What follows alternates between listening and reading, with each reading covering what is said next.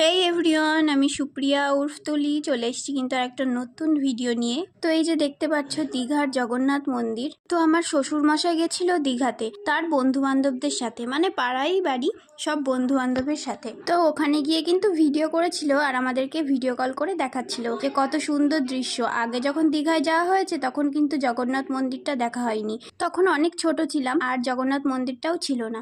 তো যাই হোক, আমার শ্বশুরমশাই ওরা ওখানে গিয়ে কিন্তু অনেক গানের কম্পিটিশন ছিল, তারপরে গান করেছিল, অনেক কিছুই করেছে। সেগুলো লাইভে বাবার অ্যাকাউন্টেই আছে, কেউ দেখতে চাইলে দেখে নিও।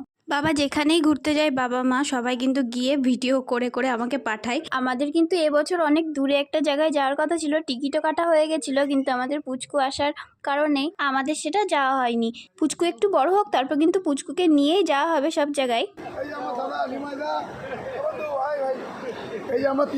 3 দিন ঘুরে ফিরে কিন্তু চলে এসেছে আমার শ্বশুরমশাই বাড়িতে এসে কিন্তু সবার জন্য অনেক কিছুই নিয়ে এসেছিল, কিন্তু সেগুলো দেওয়ার আগে ওনার নাতনির জন্য কি কি খেলনা এনেছে সেগুলো ওনার নাতনিকে দিচ্ছিল। আগে হাত পা ধুয়ে তারপর ওকে একটু কোলে নিল। 3-4 দিনে নাকি অনেক মনে পড়েছে ওর কথা। যাই হোক, আমার শাশুড়ি মার জন্য নিয়েছিল একটা শাড়ি, আমার জন্য একটা কুর্তি নিয়ে এসেছিল পিওর কটনের। দেখতে নর্মাল লাগলেও কিন্তু এগুলোর দাম অনেক বেশি। এটা জগন্নাথ মন্দিরের যে সামনে যে দোকানগুলো আছে, বাঙালি শাড়ি বাঙালি সবকিছু পাওয়া যায়, তো সেই দোকান থেকে এগুলো কিনেছিল। আর এই দেখো এই কিউট খেলনাটা কি সুন্দর, এগুলো চাপ দিলেই অন্য অন্য রকমের ফেস দেখা যাচ্ছে, কিউট কিউট। এটা তো ভালোই লাগছে।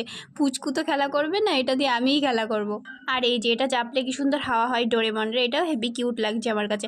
আর অনেক কিছু খাবার নিয়েছিল, তো সেগুলো খাচ্ছিলাম আর আমি এদিকে ভিডিও করছিলাম। আর পুচকু তো ওর ঠাকুরদার কোলে উঠে ঘুরে বেড়াচ্ছে। আজকের ভিডিওটা কিন্তু একটু অন্যরকম ছিল। তো কেমন লাগলো আজকের ভিডিওটা সবাই জানিও। দেখা হচ্ছে কিন্তু নেক্সট ভিডিওতে। Bye bye.